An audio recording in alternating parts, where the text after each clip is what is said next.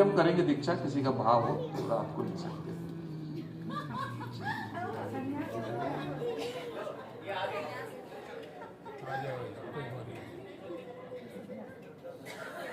बैठिए महाराज।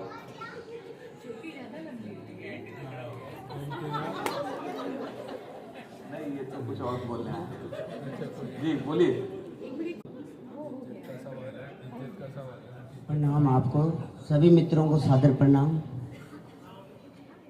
दो तीन बातें करनी है क्योंकि फिर मुझे ये प्लेटफार्म एक साल बाद मिलेगा और एक साल के बीच में बहुत सी बातें हुई हैं, तो आपको थोड़ा सा सब मित्रों को बता दूं, आपको बतानी जरूरी है। एक तो आपने कहा कि कौन सा ध्यान आपको सबसे अच्छा लगता है, तो मैं तो अपनी बात बताता हूँ, माँ किसी इसकी बात नहीं बताऊँगा। आप जो बातें बताते हैं ना बुद्ध के बारे में, महावीर के बारे में, ओशो ने ऐसे कहा है, और ओशो के बारे में, ओशो के साथ जुड़े हुए मित्रों के बारे में, उनके साथ ये घटनाएं हुई, और बुद्ध जैसे कबीर के साथ कैसे उनका पंथ चला, बुद्ध के साथ कैसे चला, कैसे बुद्ध का ध्यान विदेशों में फैला और भारत में नहीं फैल पाया।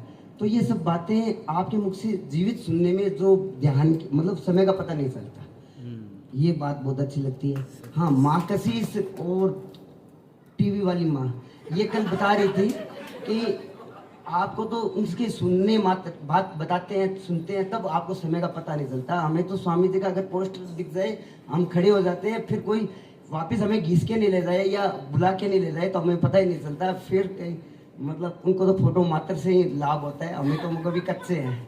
आपका सानिध्य मिलता है, आप बताते हैं तो वो हमें समय का पता नहीं चलता। तो एक तो ये बता रहा था, एक क्या है, थोड़ी सी दुविधा है, सबको बता दूं, सारा परिवार अपना ही है।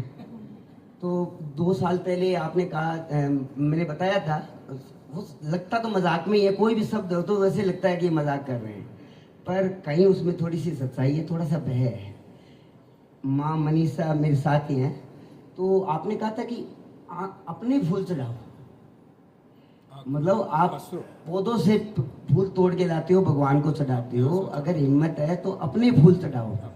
तो माँ मनीषा के आंगन में एक ही फूल है और वो चाहती हैं कि समय रहते हुए सुरक्षित हाथों में पहुंच जाए, क्योंकि भगवान श्री जब कैंप लेते थे, पूना में आश्रम था, तो उनके पास वो कहते थे कि मेरे पास चंडीगढ़ की चंडियाँ हैं। और मैं कहता हूँ कि माँ मनीषा को ये डर लगता है कि आप है ना, वो जो फूल है ना वो तोड़ के आप ही ले जाओ, नहीं तो आपके साथ यूपी की योगिनियाँ चलती हैं, तो कहीं कोई फूल तोड़ के न ले जाए।